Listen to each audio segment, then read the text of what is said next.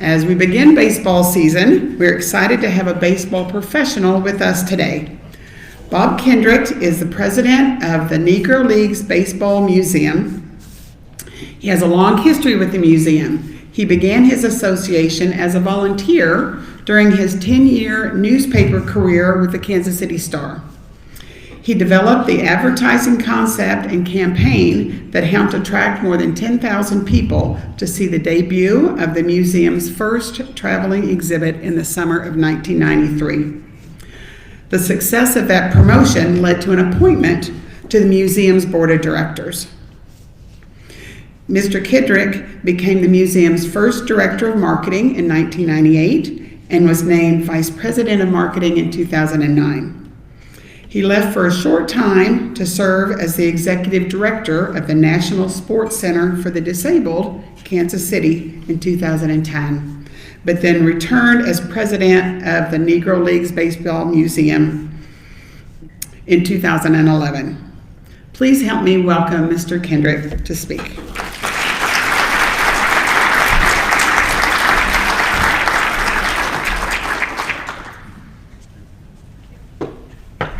Good afternoon, everyone. Oh, see, y'all full now. I know you got more energy than that. Good afternoon. And it's great to be here. It is great to be in front of people again. I've been doing a lot of these, but they have been in front of computers. And I can tell you now, I know that this wave of Zoom and WebEx and all these things we've been utilizing for over a year now are going to be integrated into the process. But I certainly hope they never take the place of human interaction. So I am thrilled to be here and be part of this event, and it has been an amazing year plus for the Negro Leagues Baseball Museum. As some of you know, we had such, grandeur for what 2020 was going to be. 2020 was the 100th anniversary of the birth of the Negro Leagues. And so we had put together this tremendous game plan to set the table and stage for this milestone celebration, and it was going to be the jump start to a major fundraising campaign. And we ultimately, I want to get to another slide because I probably won't have time to go through all these slides, but I want to get to this particular slide. And so this is February 13th of 2020. And so we go back into the Paseo YMCA. And of course, the Paseo YMCA is the birthplace of the Negro Leagues. So for those of you who sometimes may wonder why a Negro Leagues museum is in Kansas City, it is because Kansas City is the birthplace of the Negro Leagues. And so the leagues were formed inside the Paseo YMCA on February 13, 1920. So on February 13th of 2020, we go back into the Paseo YMCA. And as you can see, I've got an all-star roster of dignitaries who joined me so that we could commemorate this milestone occasion. Now, of course, at the Negro Leagues Baseball Museum, we believe that the 100th anniversary of the birth of the Negro Leagues was not only one of the most significant chapters in baseball history, but it's one of the most significant occurrences in American history. And we were prepared to tell the world why. And so we had with me the Commissioner of Major League Baseball, Rob Manfred, Xavier James, who's the Chief Operating Officer of Major League Baseball's Players Association. You can see the Honorable Mayor of Kansas City, Quentin Lucas, there. My dear friend, 8-time Gold Glove winner, Royal Hall of Famer, and of course, Jackson County Executive Frank White. John Sherman, the owner of our new Kansas City Royals. And Lieutenant Governor Mike Kehoe, the Lieutenant Governor of the great state of Missouri, all gathered there with me, along with other dignitaries there as we commemorate this milestone occasion. Major League Baseball and the Players Association announced a joint $1 million contribution. Now, for those who know me, absolutely. For those who know me, know that anytime a check is involved, I'm always smiling. Yeah, no, it was a happy occasion. So they give the joint $1 million contribution, and then we roll out our plans for what was going to be this grandiose year-long celebration to commemorate this milestone occasion, including a National Day of Recognition with Major League Baseball. For the first time ever, all 30 Major League Baseball teams were going to celebrate the Negro Leagues. Now, we've always had a number of individual franchises who had rich black baseball history in their cities. They've always done it, including here with our Kansas City Royals. As a matter of fact, May 23rd will be our annual salute to the Negro Leagues this year when the Detroit Tigers are in town. The Royals will be wearing the Monarch uniforms, and the Tigers will be wearing the uniforms of the old Detroit Stars. And of course, they auction off those uniforms to benefit the Negro Leagues Baseball Museum. But this was the first time all 30 Major League teams had ever agreed to honor the Negro Leagues on a single day. And they were going to wear our 100th anniversary patch, and then in stadium we would create a big-time celebration. So I was just as excited about that as I was, honestly, the $1 million contribution. Now, we always need the money. The money will go to tremendous use. I had no idea that the money would be used in the way that it was, because less than 30 days later, everything came to a screeching halt. Just like that. And with it, these plans were falling by the wayside. And I tell people all the time, as a steward of this story, you cannot wallow in self-pity. You can't. You would be doing a complete disservice to all who call the Negro Leagues home. But I ain't gonna lie to y'all, I was doing a little bit of wallowing because we had a lot riding on this. We were prepared to, do this major fundraising effort and a big celebration and everything that was going in and around it, and you're watching these plans essentially fall by the wayside. And it took me a minute to get to that resilient spirit that embodies the story of the Negro Leagues, because that is what that story is about. It is about resiliency. And I use a bad baseball analogy to describe coronavirus. Coronavirus, for you baseball fans, was that big, nasty right-hander who just threw one high and tight and knocked you down. And you got to get back up, get in the batter's box, dust yourself off, and get in there and try to figure out how you're going to hit that sucker. And that's exactly what we did. And it was at that point that I reached out to my dear friend, Joe Posnanski, the great writer. And Joe is like my brother. We're not blood brothers, but we have a bond like brothers. And so anytime I've got a bad idea, I call Joe. And I vet my idea with Joe. And so I said, Joe, I want to see if we can't do a virtual tip your cap to the Negro Leagues. See if we can get maybe a few dignitaries and celebrities and current and former major leaguers, fans, to take a photograph or video of themselves tipping their cap. Now, in our sport, there is nothing more honorable that a baseball player can do than just a simple tip of the cap, as Mayor has that beautiful Kansas City Monarch cap that she's sporting back there. Nothing more honorable than you can do than just a simple tip of the cap. It is the ultimate show of respect. And so I'm waiting for Joe to tell me, Bob, that's a crazy idea. We don't have time to do that. And he didn't say that.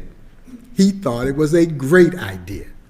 And then he called his business partner, a guy named Dan McGinn, tremendous communication strategist out of Washington, D.C. area. He thought it was a great idea. Where our original salute to the Negro Leagues with baseball was supposed to be June 27th. We opened the museum after being closed on March 14th. We reopened it on June 16th. A little bit over a week later, the three of us went to work. And on June 29th, we rolled out this campaign called Tip Your Cap to the Negro Leagues, and we rolled it out with 4 U.S. presidents tipping their cap.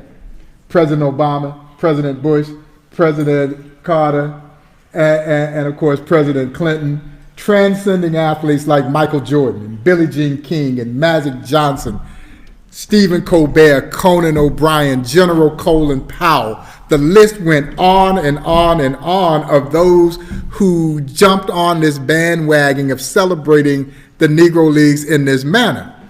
But I'll be honest, when we went into outer space, literally went into outer space and got a tip of the cap from astronaut Chris Cassidy, who was aboard the International Space Station, I knew then that we had done something that was pretty doggone special. And then the level of engagement around this museum started to grow.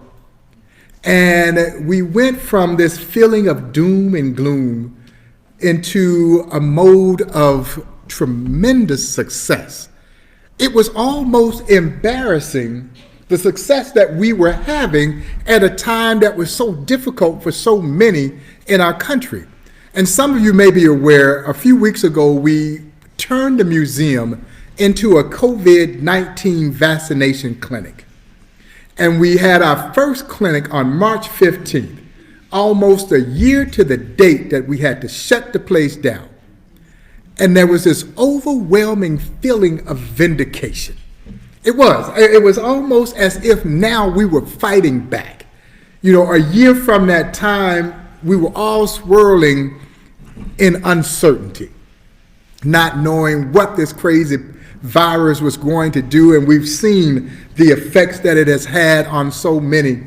And here we were a year later, starting the process to vaccinate over 2,000 people at the Negro Leagues Baseball Museum, thanks to our partners, Hy-Vee, who made the vaccine available to those in the community who would not have necessarily had an opportunity to get access to that life-saving vaccine. Now, we and Hy-Vee, the Negro Leagues Museum and Hy-Vee have done some tremendous things. As a matter of fact, just last week, shameless plug, we just released the new Bo Jackson Monarch Legacy bobblehead. So if you don't have your Bo Jackson bobblehead, he's in a 1945 Kansas City Monarch uniform. Please get over to Hy-Vee and get them while supplies last. They're only $10. And we put Bo in a 1945 Kansas City Monarch uniform because that was the year that Jackie Robinson played for the Monarchs, and both being great multi-sport stars.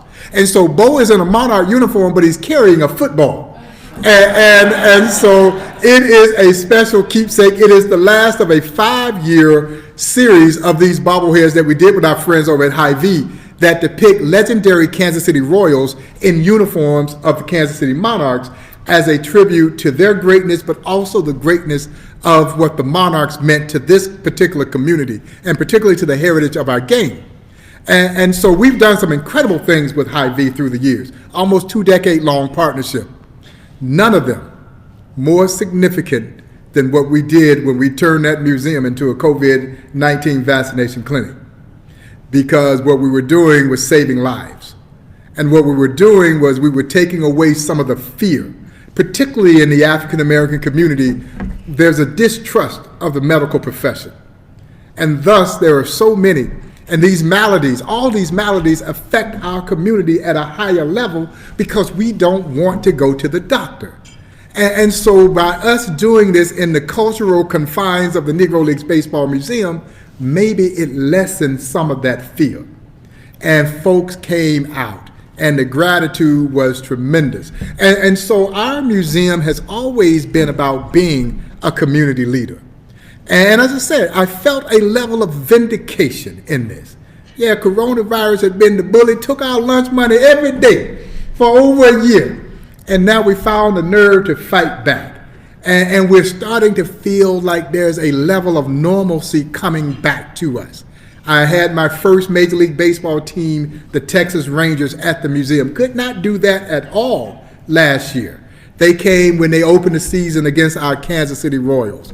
Other teams are scheduling time to come. I had this series of slides that I was going to try to run through probably too many to get through them all, but I'll go through some of them just to give you a little bit of a history about the Negro Leagues and the Negro Leagues Baseball Museum. And of course, as we talked about, the celebration with the Tip Your Cap. And you can go to tippingyourcap.com and see not only the celebrities and entertainers, but what warmed my heart, the kids, little leaguers, in their uniforms, tipping their cap out of respect to those who help others play this game. It just kind of gives you chills to see that generation of young people understanding or starting the process to understand what this is all about. This is Andrew Root Foster, the genius. It would be Root Foster who would establish the Negro Leagues in a meeting that took place here in Kansas City at the Paseo YMCA. And Root Foster was an absolute genius. Root Foster would not only organize the Negro Leagues, he would own the Chicago American Giants, and he managed the Chicago American Giants. And as a manager, Root Foster was known to fine his ball players as much as $5 if you were tagged out standing up. Oh, no, you were supposed to slide. Root would draw a circle down the first base line and a circle down the third base line. And if every one of his players couldn't drop a bunt inside that circle, he would fine them. He was adamant about the style of play that became signature of Negro Leagues baseball. Fast, aggressive, daring. They bunt their way on. They steal second. They steal third. And if you were too smart, they were stealing home. And folks, that was the style of play that drew both black and white fans who sat side by side during an era when doing something socially together was virtually unheard of. Negro Leagues baseball brought the two races together. You see, that's the irony of this great story. This league was born out of segregation, and it would become the driving force for social change in this country. That is James Leslie Wilkerson, J.L. Wilkerson, or affectionately known as Wilkie. J.L. Wilkerson was the only white owner of the original 8 Negro League franchises. He owned the great Kansas City Monarchs. Yeah, and initially Root Foster did not want any white ownership. He was very reluctant to have any white ownership, but he kept hearing these great things about this dude named J.L. Wilkinson. Well, Wilkinson, to put it in perspective, the late great Buck O'Neill would say of J.L. Wilkinson that he was the first white man he ever met without any prejudice. Said Wilkie didn't have a prejudice bone in his body. When there weren't enough hotel rooms to go around, they slept in the same bed together. His players absolutely adored him. He treated those athletes with great class, respect, and dignity, and he built one of the greatest baseball franchises, not in black baseball history, but in baseball history. The Kansas City Monarchs, folks, had one losing season in their almost 40-year existence in the Negro Leagues. They sent more players to the major leagues than any other Negro League franchise. There are those who will say that the Kansas City Monarchs were the New York Yankees of the Negro Leagues. There are others who will say that the New York Yankees were the Kansas City Monarchs of the major leagues. They were that consistently good, and with no disrespect to my beloved Kansas City Royals, the Kansas City Monarchs are still the greatest baseball franchise this city has ever seen. And of course, as some of you know, the Kansas City Monarchs will take the field again on May 18th out in western Wyandotte County as we rebranded the former Kansas City T-Bones as now the Kansas City Monarchs. And when those young ball players walk out on that field, and these are still kids who have dreams of getting to the major leagues, they will be channeling the spirit of Buck O'Neill, of Satchel Paige, of Willard Brown, Hilton Smith, Jose Mendez. That spirit will live, and we're super excited about this partnership with Mark Brandmeier and his team. A lot of people are surprised to learn of the game-changing aspects of the Negro Leagues. Advents such as the batting helmet, shin guards, these things all originated in the Negro Leagues. Night baseball, They were playing night games in the Negro Leagues 5 years before they ever played a night game in the major leagues. Now, our history book is going to tell us that the first professional night baseball game, 1935, Crossley Field, Cincinnati, Ohio, Cincinnati Reds versus the Philadelphia Phillies. Well, the history book is wrong. The first professional night baseball game, 1930, and it featured our very own J.L. Wilkinson and his Kansas City Monarchs. Wilkie literally mortgaged everything he had to pioneer night baseball, portable generated light towers. So not only could they play a night game here, they could load them up on the truck and play a night game virtually anywhere. And of course, some of the great stars that you should have known that many don't know, like the legendary Josh Gibson, who was called the Black Babe Ruth. But there are others who saw Josh play who would call Ruth the white Josh Gibson. Gibson was incredible. In 1936, the great power hitting catcher hit 84 home runs in a single season. He had strings of 75, 71, and 69 in single seasons. He's still believed to be the only man to ever hit a ball completely out of Yankee Stadium. He hit one in the Polo Grounds that they estimated to travel over 600 feet.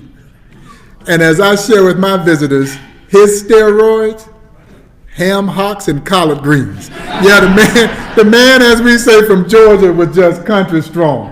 And then one of my favorites, the great Cuban star. See, the Negro Leagues opened its door to any and everybody who could play. Yeah, they didn't care what color you were, and they didn't care what gender you were. All they cared was, can you play? Yeah, and this is one of those great Cuban stars, the great Martin de Higo. Nicknamed him El Maestro, the master, because he could do it all. Played all 9 positions, played all 9 of them well. Folks, he is the only baseball player in the history of our sport to be enshrined into 5 different countries' baseball halls of fame. He's in the Mexican, Cuban, Venezuelan, Dominican, and in Cooperstown. And of course, the legendary James Thomas Cool Papa Bell. Without question, the greatest nickname in baseball history. Cool is still believed to be the fastest man to ever play this game. Clocked him in an amazing 12 seconds, circling the bases from home to home. His good friend Satchel Paige would say of Cool that he was so fast, he could walk in a room, turn off the lights, get in bed, pull up the covers before the room went dark. That is actually a true story, but I tell my guests all the time, you don't have to fictionalize the speed of Cool Papa Bell. He once stole 175 bases in a less than 200 game season. He twice, honest to God's truth, twice scored from first base on a bunt in exhibition games against Major League All-Stars. And of course, the legendary Leroy Satchel Paige. Arguably the greatest pitcher this sport has ever seen. We know for certain the oldest rookie in the history of Major League Baseball. Yeah, Major League Baseball says that he was 42 years old when he finally got his opportunity to pitch in the major leagues with the Cleveland Indians in 1948. Some of you may recall that Cleveland would win the World Series in 1948, led by Satchel and the great Larry Doby, who would integrate the American League just weeks after Jackie breaks the color barrier. In the National League, Larry Doby integrates the American League. Well, many thought Satchel should have been named Rookie of the Year. He goes 6-1 with a 2.4 ERA his rookie season at age 42, which folks means he was likely closer to 52. He never told his real age, and quite frankly, I don't think Satchel knew his real age. And that is not far-fetched, because there were a lot of people, particularly those born in the deep south of that era, who really did not know how old they were. You see, everybody back in that era were born at home to a midwife. And so that birth record was kept where? I heard it. In the Bible. Back page of the family Bible. You're absolutely right. And according to Satchel, the goat ate that page out the Bible. So he didn't know. And as Satchel would whimsically pose the question, how old would you be if you didn't know how old you were? Or that age is simply mind over matter. If you don't mind, it don't matter. And that is how he led his life. Now, in his prime, they clocked his fastball at 105 miles per hour. But what really made Satchel so special, and I can tell you right now, 105 is pretty doggone special. But what really made Satchel so special was 105 with pinpoint control. He could put it exactly where he wanted to put it, and even as an old man, he never lost that. So no, he couldn't throw it as hard as he once did, but he could put it exactly where he wanted to put it. And folks, Satchel had names for his pitches. So he didn't have fastball, curveball, changeup. No, not Satchel. Satchel had what he called his midnight creeper. He had the two-humper. He had the bat dodger. He had the hesitation pitch. He had the long tom, the short tom, the jump ball, the trouble ball, the radio ball, the wobbly ball, the dipsy-do. And he also had a pitch that he called his B-ball. You know why he called it the B-ball? Because Satchel says it bees where I want it to be when I want it to be there. And so I tell all of my young athletes that they need to develop themselves a b-ball. And he was so special. And as Satchel would say, I had some more slides, but we're running out of time, so y'all got to invite me back. We'll go through the rest of those. But as Satchel would say, there were a lot of Satchel pages that played in the Negro Leagues. And folks, it is so fitting that we have a place where their contributions not only to our sport are being remembered, but their contributions to this country. And it's at a time when there's only a handful of these legendary athletes still with us. They're like World War II vets. As a matter of fact, many of them were World War II vets. So what stood at risk was that this story was going to die when that last Negro Leaguer left the face of this earth. We cannot allow that to happen. I tell my guests all the time, the Negro Leagues Museum doesn't need to survive, it has to survive so that we don't lose this precious piece of baseball and Americana, so that our children will have a place where they can come and learn something that none of us were privy to during our own formal educations, but not only learn it for its tremendously rich educational value, but perhaps even more important, its inspirational value. Because if you've been to the museum, and if for those of you who have not, I certainly hope you will make your way down to 18th and Vine and experience this place. It is amazing. But if you walk away from that experience with nothing other than this, what the Negro Leagues teaches us is very simple. In this great country of ours, if you dare to dream and you believe in yourself, you can do or be anything you want to be. You see, they dared to dream of playing baseball. They had no idea they were making history. They didn't care about making history. They just wanted to play ball.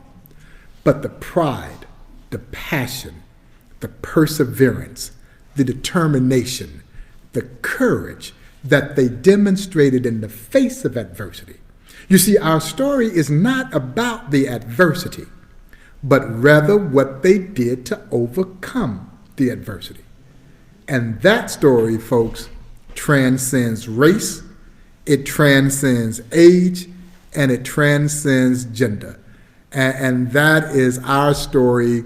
As I said, if you haven't been to the museum, or if it's been a while since you've been to the museum, I encourage you to come back and experience, and I'm biased, what I believe is the best baseball history museum anywhere in the country, and that is with no disrespect to my friends over in Cooperstown, New York, where they have that hollow hall known as the National Baseball Hall of Fame. It is a tremendous place if you like stuff.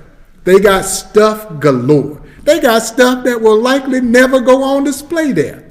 But you see, our museum is not about the stuff. It is about a story, a powerful, compelling, inspirational story of courageous athletes who forged a glorious history in the midst of an inglorious time in American history to play ball. So on behalf of our team at the Negro Leagues Baseball Museum, I want to thank all involved with this luncheon for inviting us to be a part of this. It is so good to be in front of people again. You know, you don't really understand what you miss until you can't do it. And for a full year, you miss being able to see people, interact with people, high five, take pictures, and all these things that all of us, I think, will appreciate even more having hopefully endured a pandemic. So thank you all so much for having me.